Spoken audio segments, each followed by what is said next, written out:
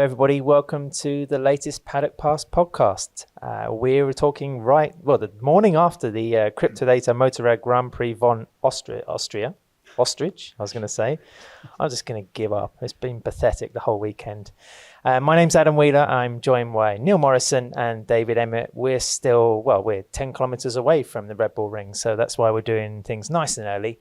Trying to bring you a wrap-up of the Grand Prix, the round 13 of the MotoGP season. Of course, we're on video as well. It's still kind of scary for us, as it is as for our viewers. Apologies for our general state, but that's what happens when you've had a pretty busy weekend, guys, when it comes to news, not just racing, but everything we've seen and had to talk about. It's been, as well as all those bloody steps up to the media centre. The steps are great. The steps is, every day is leg day at Spielberg. It's great. I mean, it does mean that I get a bit of exercise, which those of you seeing me from the side will realise that I desperately need. It also means that I can sit on my sofa for the next 10 days and not feel guilty about it. Yeah, step counters. Is that a good thing, or is it just something? 100%, no, 100%. Because I think, like on Tuesday, so my watch counts how many flights of stairs I went up. On Tuesday, it was like 50, and I'm like, yes, result. So, yes, that's nearly as old as I am. And again, for people that can see us on YouTube, Dave, you're in a really fetching pair of Alpine Stars riding pants because your delectable motorcycle is parked outside, and you're heading back to Holland on two wheels. Yeah, in fact, when I get back here, I'm going to go back, pack up, chuck everything onto the bike, into the bike, and ride up to Steyr first, and then mosey on through Germany and look at pretty castles and stuff.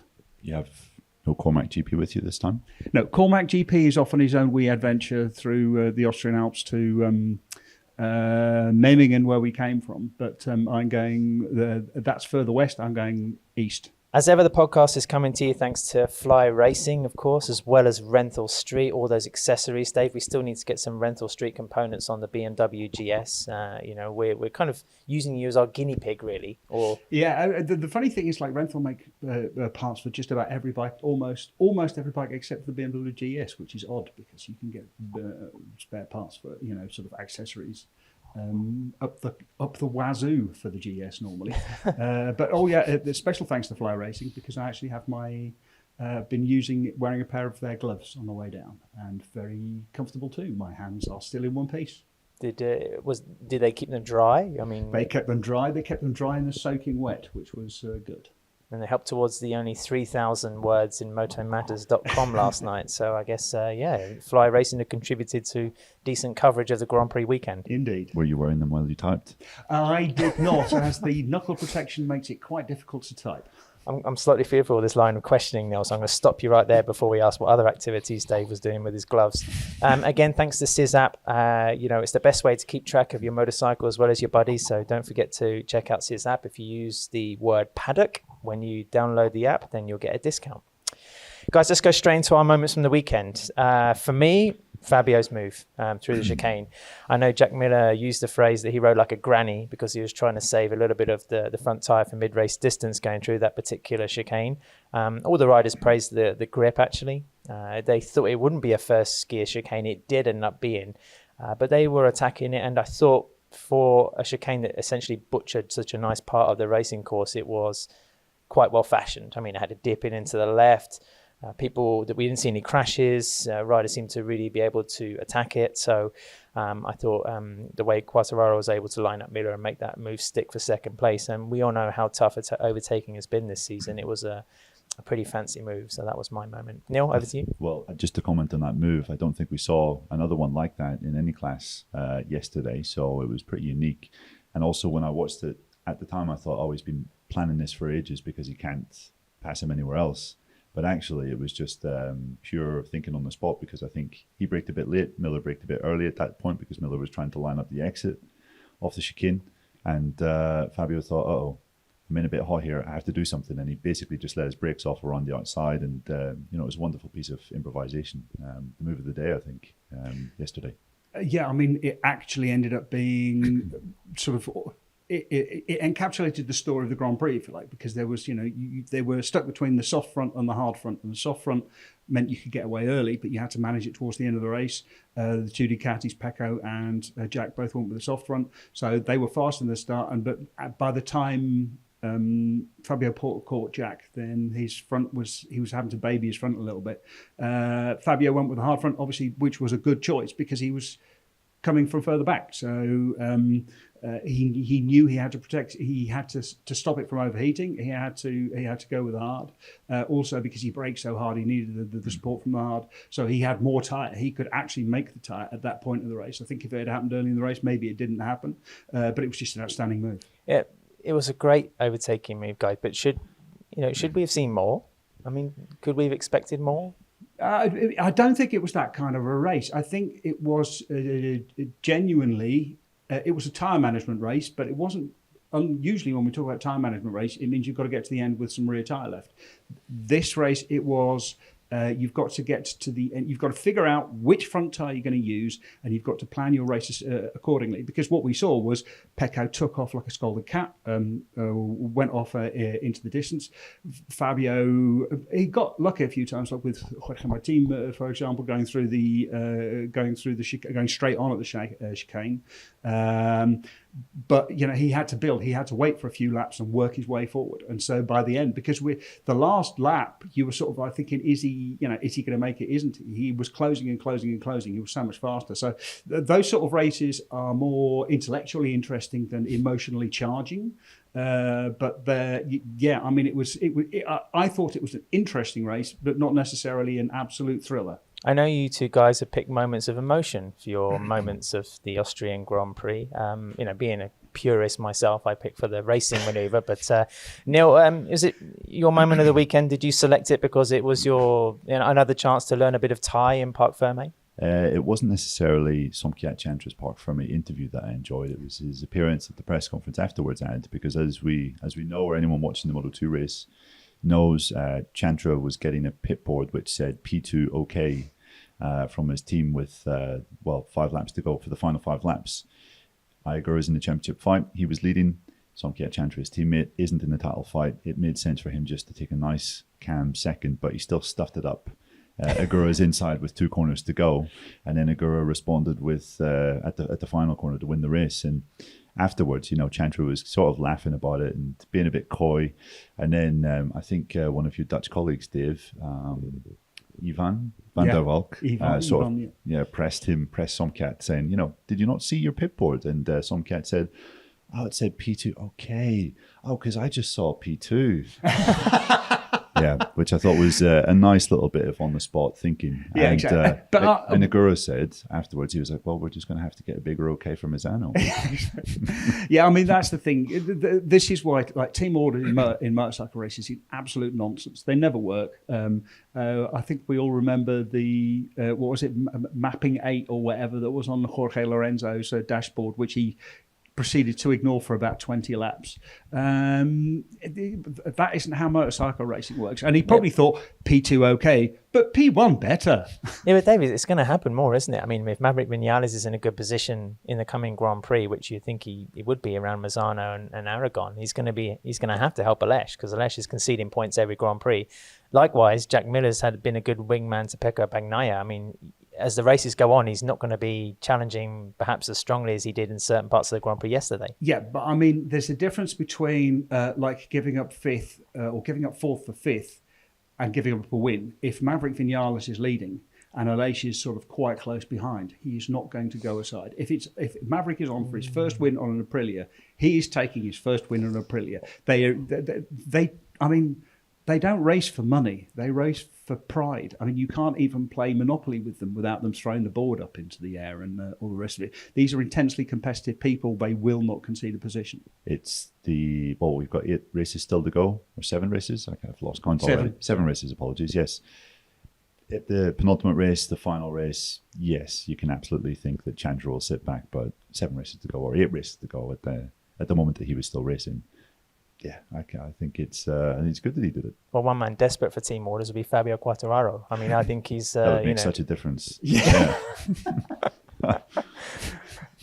Dave, who was Franco P16 okay? Dave, who was getting all agitated in your book for the moment of the Grand Prix? I mean, my moment of the Grand Prix was during the presentation of the sprint races. Carmelo Espeleta, Hervé Poncharal, and Jorge Villegas of the FIM were there.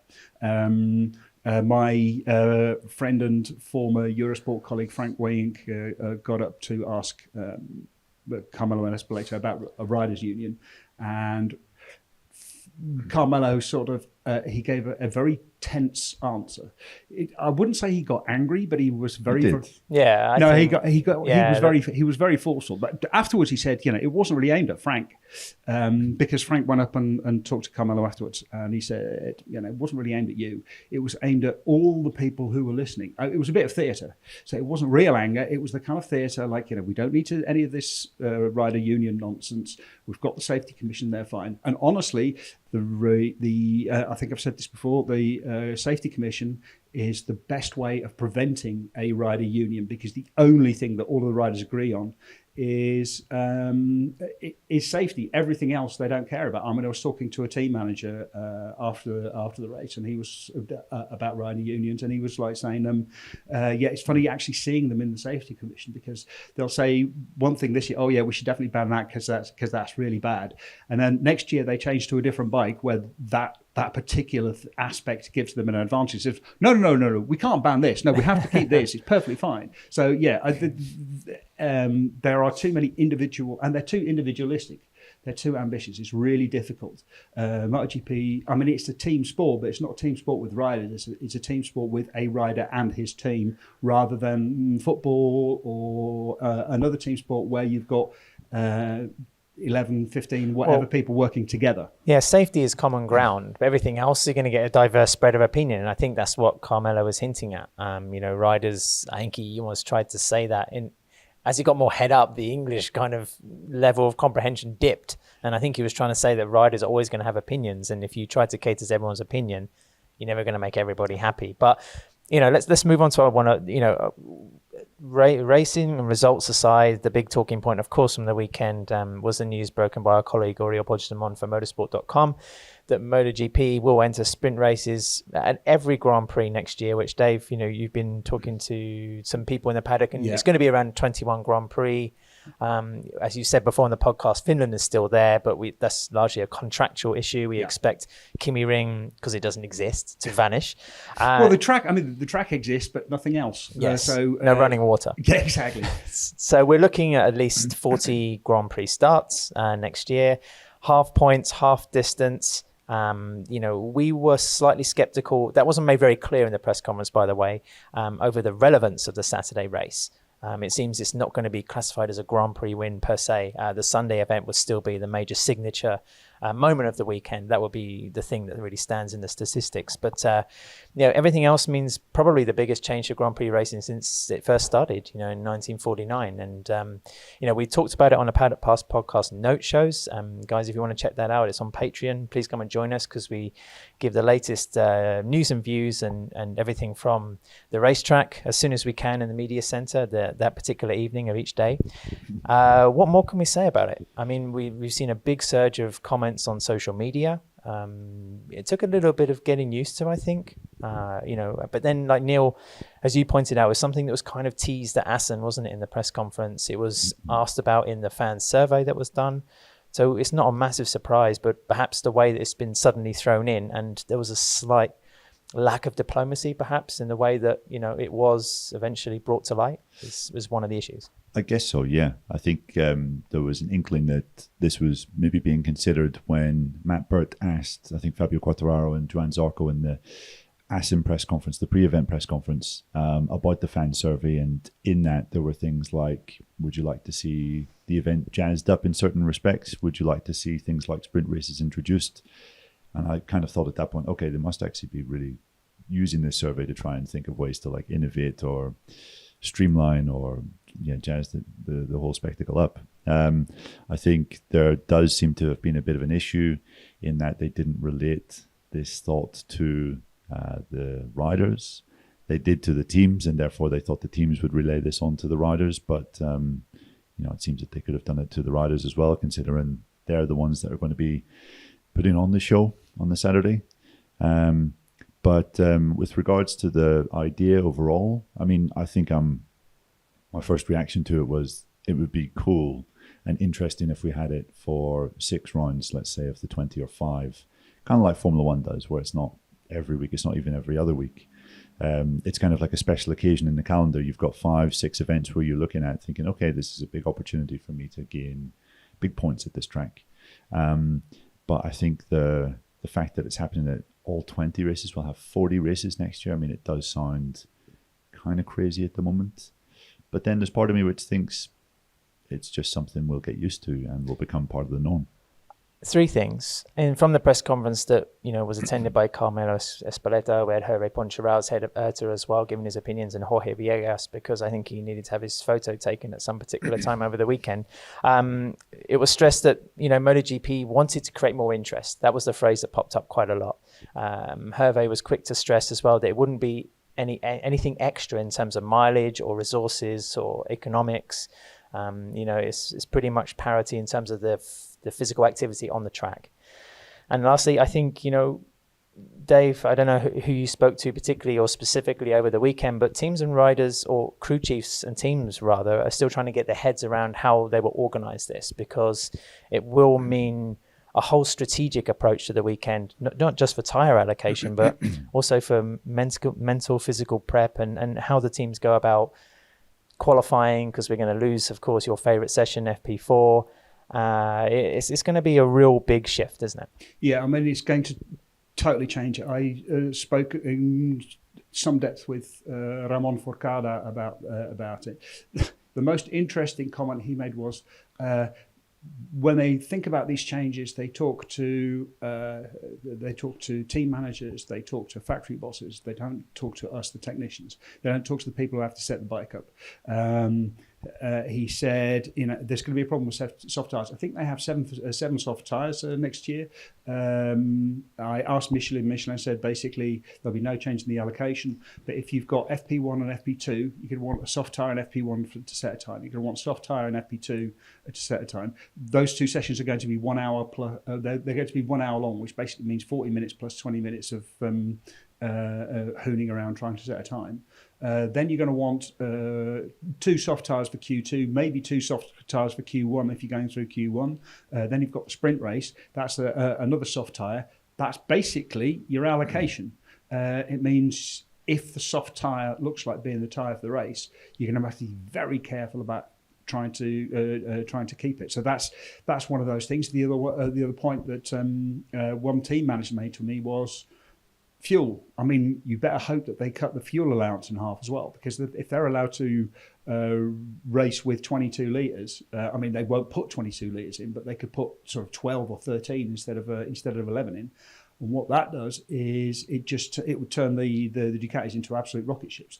There's no need to turn the power down. Also, because it's a sprint race, it's going to reward the bikes which qualify best.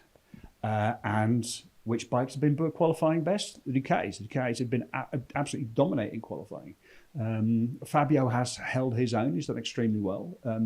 But if it turns into, basically Ducati getting the first 5-6 places every single sprint race, then that's going to turn a lot of people off, including some of the other manufacturers may find it a lot less interesting to set up. But they're going to have to change the setup of the bike. They're going to have to change the approach to it. They have less time to actually work on setup.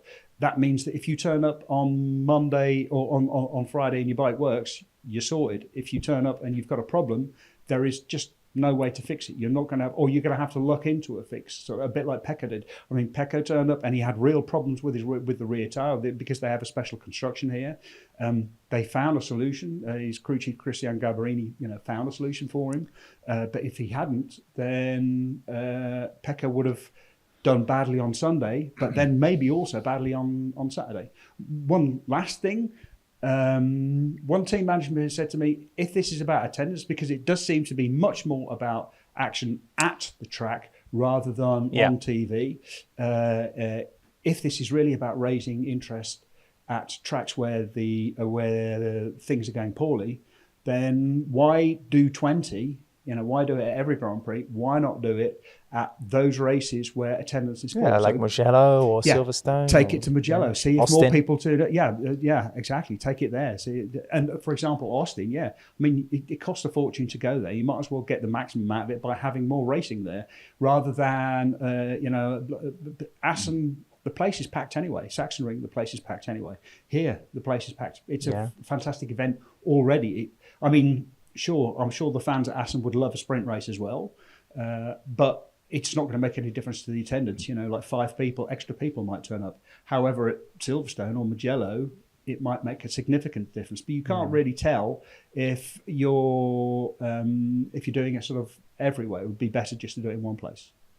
Yeah, I mean, I spoke to Paul Trevathan, Miguel Oliveira's crew chief, yesterday, and he was just quite interested about some of the issues that it might cause, that might arise next year. Kind of what Dave was saying. If you go into the season and your bike is not right, then you're in deep trouble, because he said basically this will just kill attempting to develop a bike over a race weekend. That is no longer going to be feasible. And there's no testing either. I mean, official testing is it's marginal. 8 days of testing with official riders over the entire season. That's not very much. So, you can't test on a race weekend. You can't really test during the season. When are you supposed to test a bike and develop a bike? Yeah, because you've essentially just got 2 sessions on a Friday to try and adapt the bike to those conditions, to that track surface, to the weather, to assess tires. I mean, forget about trying to back certain things as well. He also said, as Dave kind of mentioned, if you show up with a ready-made bike that is pretty handy on a Friday, then that's going to be a big bonus. I think we can say Fabio Quartararo, every time we've gone to the circuit this year, has been fast right out of the blocks to Friday, and then it's almost as though the other machines have kind of caught up to him after that. So that could be something that could work in Yamaha's favour. Fabio Quartararo. Fabio Quartararo's favour, yeah. And he was just saying then about the stress, not just the stress on the technicians and the mechanics, but the stress on the riders. He was saying, even having worked a little bit with Danny Pedrosa in the last couple of years, KTM's test rider, he was saying even someone with Pedrosa's experience, someone with Pedrosa's pedigree, a triple world champion, a guy that's fought for MotoGP titles on several occasions, he would find the stress of trying to get through free practice sessions too much, to a point that he stopped enjoying. Arm pump and everything. That was arm pump is interesting. I saw Dr. Zaza, the head of the Clinica Mobile, as he was leading the circuit on Sunday night, and I asked him, what are your thoughts on this in terms of arm pump? And he said, arm pump is a very sensitive subject. I don't want to make any comment about it. So there you go. Exactly. I mean, it's already a big problem. I mean, I spoke to I think Andrea Vergani from Brembo earlier, and he said, arm pump is already a massive issue. Just the physical loads, we're already approaching the end of what the human body is capable of, and this is just going to add even more stress. Now, the throttle goes both ways, and in fact, it might end up with people taking it a little bit easier, managing themselves over the weekend. The factor is, David, sorry to cut you across earlier, but with points only down to, was it 9th position, 10th, top 10, 9. You might see these sprint races, for example, 28 laps in Red Bull Ring will be 14 next year on the Saturday.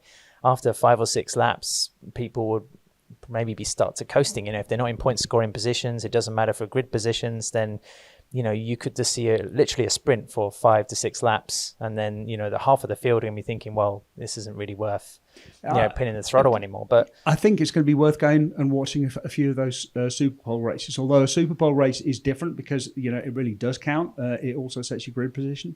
But it's going to be interesting. It will be interesting to actually look at analyze the lap times of the riders who are further down the grid to see if they do back off a little bit in the second half of the sprint race. And do the sprint races in Superbikes? I mean, do they throw up lots of random odd results? I mean, from what I can see in the last couple of years, it's still Bautista, Toprak, Johnny, the guys at the front fighting. Yeah, yes. Sometimes Toprak wins and sometimes Johnny wins. Yes, exactly. And sometimes Alvaro wins. Exactly. So we're not really seeing the sprint race format throw the kind of World Superbike Championship wide open. I don't think. It's just giving those guys more opportunities to win. And I'm not slagging the concept. I mean, it's an extra race, and Superbike racing is fantastic at the moment. So it's another opportunity to see those guys fighting together. But the idea that we might start seeing random winners is, I don't know if that's really going to come to pass. I think it's going to be the same guys fighting the front. Maybe we'll have 1 or 2 or 3 extra winners a year, but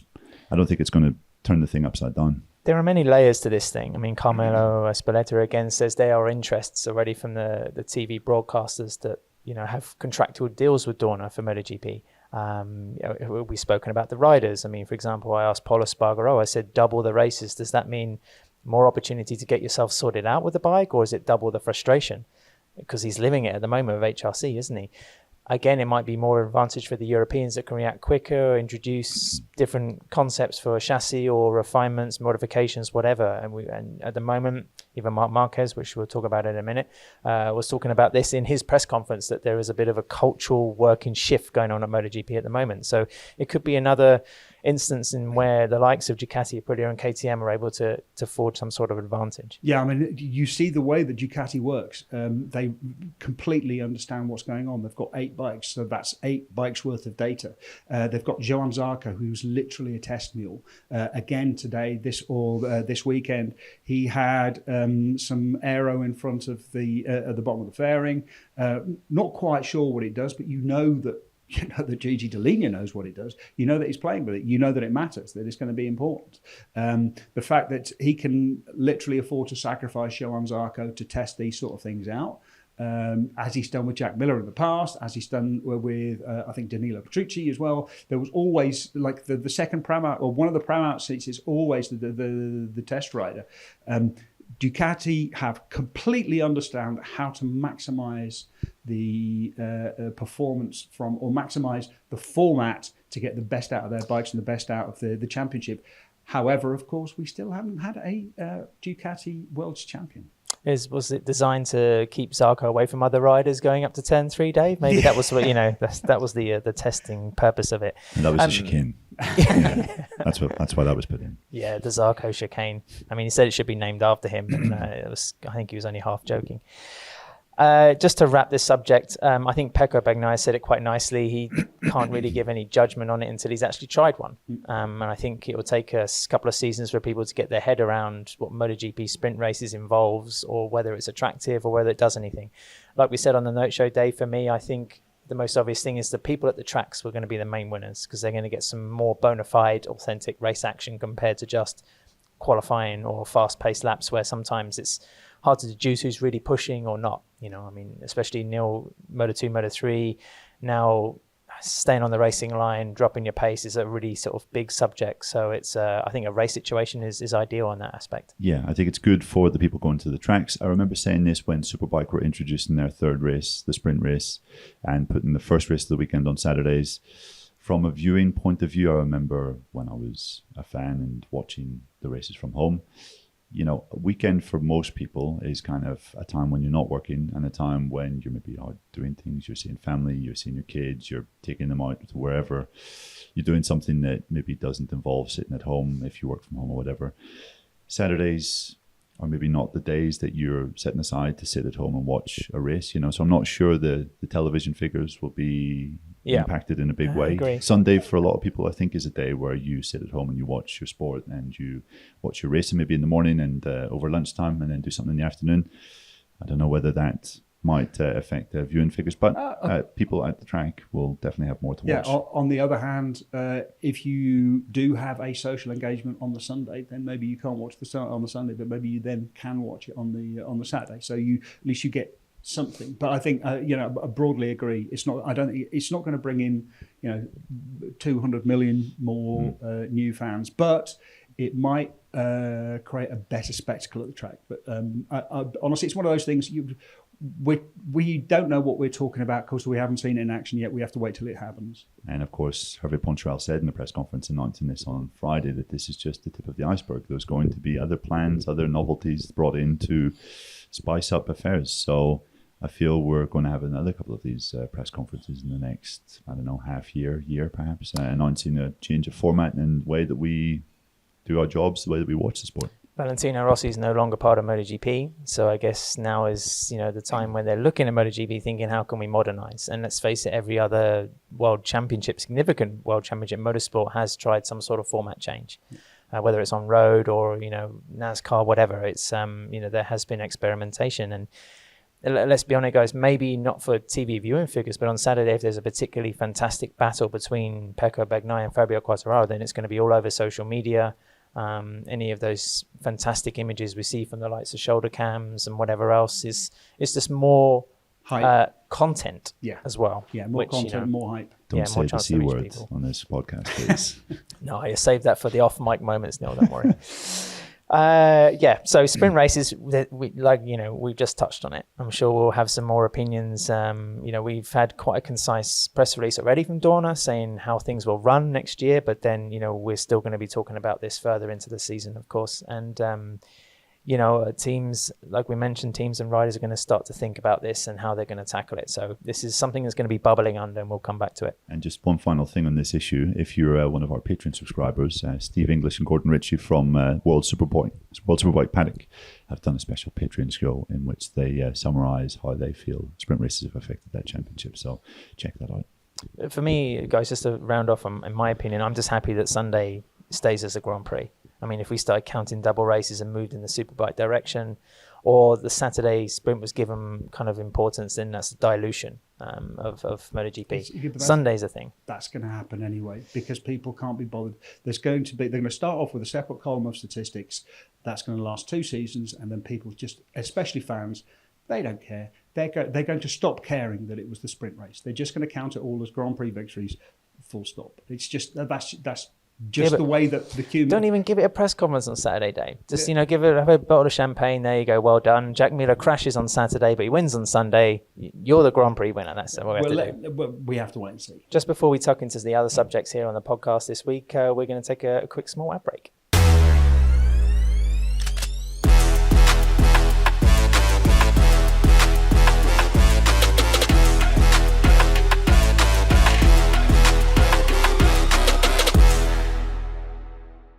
Welcome back to the Paddock Pass podcast. We're going to launch into the second of our talking points from the Grand Prix of Austria. Dave, Yamaha.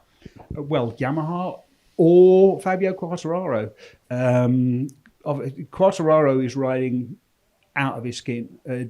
He is, as Aleix said on Saturday, clearly the best rider on the grid. He's riding the best. Quartararo himself was relatively, he was modest for a MotoGP racer about it. He says, I don't like to say, who's riding the best or whatever. But he's clearly compensating. If you look at where everyone else was, Franco Morbidelli afterwards said that he felt he had a good week and he'd made progress despite crashing out. But I think he was like 17 or 18 seconds after 20 laps when he crashed out. That's a long way back. First, Yamaha was Andrea Dovizioso scoring a single point, 30 seconds behind. Yamaha are in real trouble without Fabio Quartararo. This is Fabio Quartararo winning, finding a way to use the bike. And he says himself, he's running on the limit all of the time. He has no margin. He's making mistakes. When he makes mistakes, he's having to save them every single time. The genius is his genius is that he can do that and not fall off a bit. It's very Marquez-esque in the same way that Marquez was riding over the limit all of the time and always managing to save. I mean, he has an entire. You could make sort of fill 6 hours with Marquez saves. I think Fabio's saves are smaller, less noticeable, but he's still doing them because he's pushing the bike so hard to keep up with people. You live on the edge, Dave. Eventually you're going to fall off it, though. Yeah, but I think, obviously, like Marc would fall off during qualifying or practice so that he knew where not to fall off in the race. Fabio doesn't fall off. He doesn't like falling off. He gets... so I don't think he's got his toes quite so far over the precipice sort of thing. You felt that Marc was living with the balls of his feet sort of dangling over the void, whereas Fabio Quartararo has just got his tippy toes over just to make sure that he knows that that's exactly where the limit is and that's where to go. So he doesn't look like he's going to make a big mistake. At some point, he may crash out of race. We've seen him make mistakes before, but he seems to be able to control the bike. And we all, I hate to brag, but we all say... it took him 30 minutes into the podcast.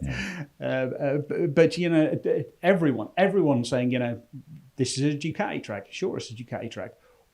what business does Fabio Quartararo have being where he is, being second, hunting down Pecco Bagnaia, almost winning the race, being in, or well, at least being in with a shot of winning the race? That is, it is obviously mostly Quartararo. The bike will do what he can do. The smart thing that they did was gear it lower. We're talking about the chicane first, second. What they did was gear the bike lower. That meant that they could get more thrust and more drive. It meant that Fabio could at least stick with the Ducatis in the lower gears. And having that chicane in there, it meant you had two shorter accelerations rather than one big, long acceleration. It just gave him a little bit of an edge to be able to stay with the Ducatis. I think it was some Emmett prediction power as well, helping Fabio along there, Neil. Yeah, exactly. Trying to spare his blushes. We don't like to concede much when Dave's right. He does tend to be quite spectacularly right, so we'll give you that, Dave. Two things quickly. I mean, Lynn Jarvis was interviewed by Simon Crafar I think, as he was walking towards Parc Fermé. The only thing he could really say, maybe reading too much into it, is we need to give Fabio more. He needs more. I thought that was quite a telling comment, really, rather than praising his ability. It was more like the situation at a track where Yamaha have had something of a checkered history in the last 8 Grand Prix before.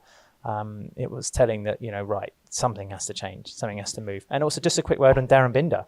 He was, haunting the top 10 before he crashed. Maybe something to do with the fact that he had news this weekend that he doesn't have a ride for next year, and maybe thought, well, fuck it.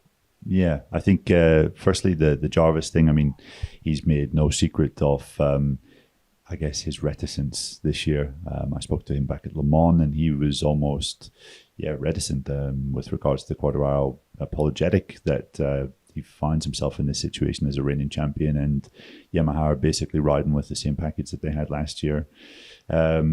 And they know, I mean, you just have to look at the results. Jarvis isn't stupid by any stretch. He knows what the score is. He knows that this guy is basically keeping them afloat. And if it wasn't for him, they'd be talking about the season as bad and abject as Honda's. So I think that's just him being pragmatic. And then Darren Binder, great ride, great start. Was up there fighting with Franco Morbidelli. I think he is maybe not being appreciated enough for what he's been doing this season.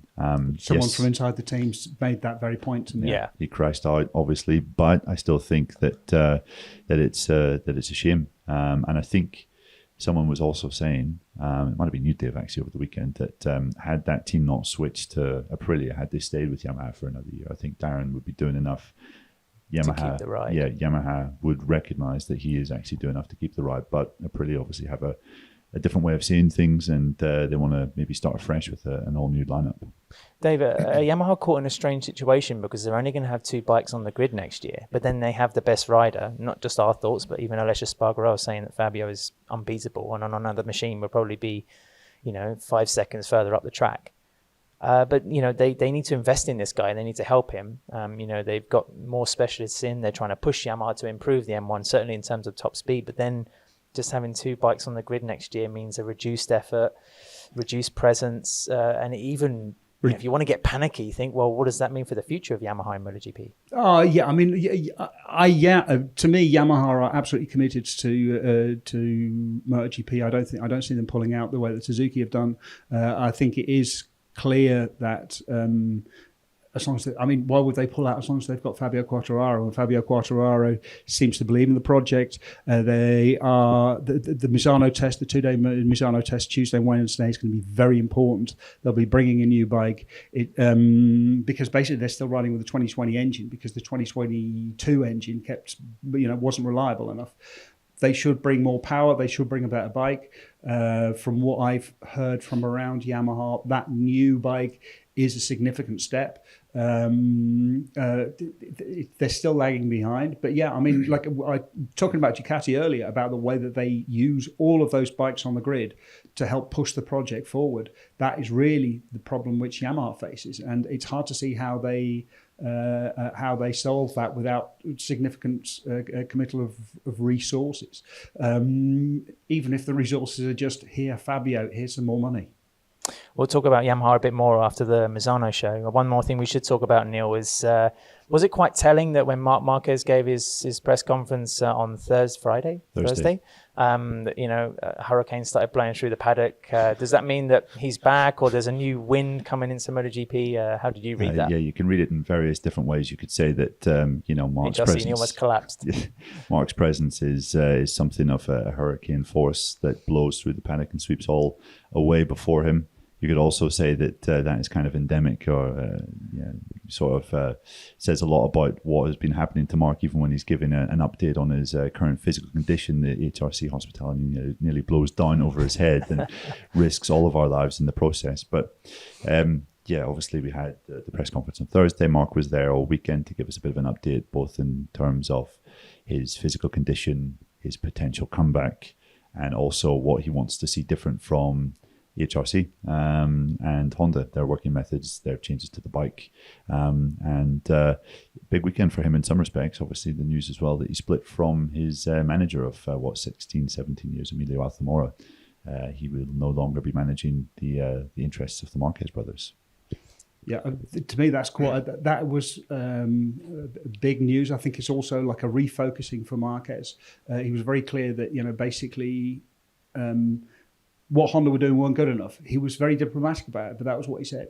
And he had the reason he came to Austria was basically to shout at HRC, to tell them to buck their ideas up, because they can't go on like this. And you see it in the results. I don't think they scored a single 14th for Alex Marquez. Yeah. Oh, well, don't steal my loser of the weekend. Right. I won't. But I mean, but even. Do you know who the best placed Honda rider is in the championship at the moment? McDoohan? No. Freddie Spencer? No. It is still Marc Marquez. Marc Marquez is still the best Honda rider. That's incredible, isn't it? It is absolutely incredible when you think about it. That for me, Dave, that was the most interesting part of the press conference. That he wants a concept change, HRC. I do wonder if even Marc Marquez, that's a step too far for a figure or an athlete of his capability. I mean, he was there showing off his scars to TV stations, the limited interviews that he did.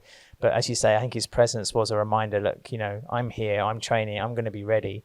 But you need to buck up your ideas as well. Yeah, I mean, and also there's been a lot of criticism among fans and in the press of Alberto Puig, but Alberto Puig is the monkey, not the organ grinder. I think Alberto Puig is doing his job fine. There's not a lot wrong with it. The problem is at the next level up, is at the senior level of HRC, and I suspect as I was talking to Peter Bom about Peter Bom said, I think he's going to be designing the rear brake for Honda's next scooter. This is what it looks like. It looks like there's at some point there has to be a change at the very highest levels of HRC. They're the people who are responsible. They're the people who have the actual power to change anything. Marc was obviously drawing the comparisons to Ducati, Aprilia, KTM, how they've changed the game in terms of their test teams, how aggressively they test and how they operate. We don't have much testing, as we mentioned previously in the show. It is absolutely critical that you get that aspect of the thing in line and right, the kind of communication between the test team, the factory, the race team and the factory. That's something that's missing, I think, as you could say, with all the Japanese factories at present. Lastly on Marc, do we see him racing before the end of the year? I think we'll see him testing. But do we see him racing? Yes. And does he need to be racing? Yes. Yes to both of those. Yes, he needs to be racing, but he needs to be racing as late as possible. We've got the Misano test coming up. It would be madness. I think later this week he has another check with the doctors. Even if the doctors say, the bone is healing properly, you can really start to stress it. To race at Misano would be just sheer madness. I think if he were to race at, say, Valencia, ahead of the Valencia test, that would be very smart, because again, he would just get the sensation of speed. He would get to understand the current bike, and then on the Tuesday jump on the new bike and be able to say, this is better, this needs work, that needs work. Maybe he comes back before, maybe he comes back at Sepang as well. But yes, I think he will be racing, and I think he needs to race, but only if he's fit enough. If he's not fit enough, if the arm still needs time, he has to give the arm time, because otherwise his career is over. Yes, he said he's been conservative with his comeback. If he's needed to take an extra week or two, in his rehabilitation before starting a different set of exercises. Then he's taken that week or 2 weeks because, as Dave said, he is absolutely aware that this is the last chance saloon. He said at the end of the day, it's still, his arm is coming along well, but it's still an arm that's been operated on 4 times in the last 2 or just over 2 years. I think it makes sense. Valencia, you could also say Sepang makes sense as well, because we'll be going testing there next February. If he rides at the final 2 races of this year, he'll then have direct experience of this year's bike at that track when he tests there, both at Valencia in November and then Sepang in February. So, you would say it would be very, very useful for him if the risk isn't absolutely paramount.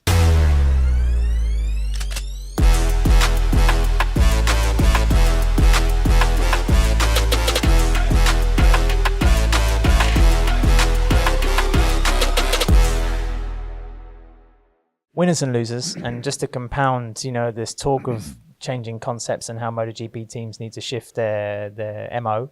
I'm picking Honda as my loser, not just for the fact that Alex Marquez was the top runner in 14th place, but the fact that, Pol Espargaro, confirmed to jump out of HRC next year for Gas. That was another newsworthy item from the weekend. Essentially a rebranding exercise rather than any new technology, which I would say limits the interest somewhat. I mean, it's still going to be a KTM RC16. It will be called something else. But Pol returning very much to the fold, where he made his second coming, if you like, in MotoGP. But Dave, his replacement, Joan Mir, high-siding out on the first lap. Breaking it. We're not quite sure. I think, not quite sure if there's a fracture. He certainly damaged ligaments in his ankle. Yeah. Things are going really, really badly for Joan Mir right now. Yeah, also, if he's signed a HRC contract, then, wow, you hope that's not going to be a worse injury that might reflect any kind of testing preparation come the end of the season, which is not that far away. Neil, over to you. Who was it that dropped the ball spectacularly at Red Bull Ring? Dropped the ball spectacularly. I don't think we could say that this particular person dropped the ball spectacularly, but I think they come away from the Red Bull Ring as a big loser, and that's Remy Gardner. I mean, it's pretty much known now that Remy's out of KTM MotoGP next year. It's not been a great rookie season, but I think there have been mitigating factors. But clearly KTM have just said, nope, you know what, we've offered Miguel Oliveira a new contract to stay in the Gas squad, and if not him, then we'll look elsewhere. Gardner said to us yesterday that he thinks his MotoGP options are next to none. I heard through the grapevine that he's no interest in going to Moto2, so I think it would be quite a sad end and quite a premature exit. I mean, giving up early on a guy that I think has shown a lot of potential, a lot of good form, won Moto2 championship brilliantly last year, and still reigning Moto2 world champion, and won it really impressively. I guess Remy can probably look back at it and think there's a few things I could do differently. Maybe a few things when I was critical of the bike I shouldn't have said. How KTM really, really don't stand for that. But yeah, I think it's a shame. Yeah, I agree. Just quickly on that, in my perspective, before people start throwing the sponge, particularly on social media, there's obviously a lot more to this than, the results haven't been good enough or maybe some of Remy's comments. The fact that he links so effectively with Aki Ayo, who we know is a renowned man manager last year, that shows that, sometimes riders blend with teams and packages at the right time and they don't fit in other places. So I think there's a lot more under the current and behind the scenes to this decision by KTM to completely change their rider lineup. We knew about Raul Fernandez, of course, even from the end of last season. He was supposed to stay in Moto2. He had overtures from other manufacturers, so KTM gave him the berth in MotoGP to placate him, but it wasn't enough. But for Remy, you can look at it. Maybe he should have been given another shot, but then there are also the circumstances I think have led to this move. So, tough for the Australian. Dave, who was your loser from the Grand Prix? My loser is a little bit of a surprise. It's Aprilia. Throughout the season, we've been talking about, maybe Aprilia is the best bike on the grid. We come to a track where there's a different rear tyre with a stiffer casing or a more heat-resistant casing to cope with the stresses, and the bike doesn't work as well as it does. The Ducati works really well, whatever tyre you stick at it. So they lose out to Ducati. They take a second place in best bike on the grid competition. Dave, your standards are way too high. Well, I get Ivor Leschdown as my winner from the weekend. The guy comes off the bike several times for a practice. Yeah. He's nursing a slight injury from the former race. His whole shot device doesn't work. Aleix isn't Aprilia. Okay. Aprilia still gets sixth place at one of their bogey circuits in Paddock. Yes. And they improved their best result at that track by 4 places. This is true, but we were expecting better. We thought the bike was perfect. It's not perfect. So for me, that's my. I mean, I could have gone for a much easier one, but this is much more interesting. When you say we expected, you mean you expected? Yes. And does that mean that you're admitting that not all of your pre-season or pre-race predictions were correct? Okay, good. Super quickly, in the Battle of Ducati Course 2023, Bastianini and Martin, who was the loser in that aspect? I think they both lost. I think what happened with Bastianini was he ran wide, he ran over a curb, it dinged his ring, he got a flat front tire. Jorge Martin just had a shocker of a race, really. I mean, he made a couple of mistakes and ended up crashing, and it was all bad. So I think probably Enea edges it, but it was very much a question of who lost the least. And the respective managers probably thought, damn, that's an excuse not to ask for a little bit more cash when we do actually sign the deal. Neil, it was almost a fantastic Grand Prix for Japan. Yeah, it was. I mean, we mentioned Aigura earlier, win the Moto2 race. And then, of course, Ayumu Sasaki won the Moto3 race. And he did it after serving 2 long lap penalties, not just 1. I think this was, obviously his best race ever, but just a fantastic ride. He was leading when he took his first long lap penalty. That demoted him to 17th. He took another one. That demoted him from 21st. Then I think he did 4 fastest laps, new lap records in 5 laps, got back among the leading group, and then just, brought it home, didn't show any sort of signs of weakness on the final lap. He didn't flap around. And, it was just a brilliant performance. Yeah, it was a brilliant ride, but it does show that the long lap penalty is pretty much pointless. Yes, it does. I mean, Sasaki went from being crazy boy to bad boy, back to crazy boy, and probably beautiful boy in the eyes of Husqvarna. Lastly, guys, just to wrap things up, Dave, your winner was Fabio. My winner was Fabio for all of the reasons we've mentioned before. He's riding out of his skin. He's clearly the best rider on the grid. I desperately hope that Marc Marquez comes back fit on a decent Honda, and that Yamaha give Fabio a really good bike, because 2023 will be awesome. Because Fabio is just, like you talk to anyone from Yamaha, and I went to talking to some of the people in the RNF team, they were saying Fabio, what he's doing is just unreal. Oh, he hasn't let his head drop. It would be so easy for him to get pissed off, down in the dumps, throw his toys out of the pram. He's so focused. He has a tool, and he's using that tool to the absolute limit. He's not complaining about it. There's no point complaining about it. Well, yeah. he's complaining about it quietly, but he's not, complaining about it is not going to make him faster. The only thing that's going to make him faster is finding it within himself. And the mark of a truly great racer is the ability to find more speed inside yourself. Yeah, I'd like to know how many hours that Lynn Jarvis is acting as a footstool every Grand Prix in Fabio's little private cabin. But he must have been given some serious assurances. But like you say, he's in peak form at the moment. Very last question on this podcast, guys, because we're in a Gasthof and we're in a function room. Yes, we're probably about to interrupt someone's family lunch. The new chicane, changed Red Bull ring, changed the lap times, changed average speed. Are we in favour of it? Is that a winner or a loser from this event? Winner from this event. To quote Jack Miller, now I nearly bloody died up at turn 3, so therefore it's a success. So it served its purpose. It's not the most spectacular bit of the championship, off that track. It does take away, as we've mentioned, I think countless times on the note show, that wonderful kink just before turn 3, but that was so dangerous and so scary, and we so nearly lost 2 MotoGP riders there 2 years ago.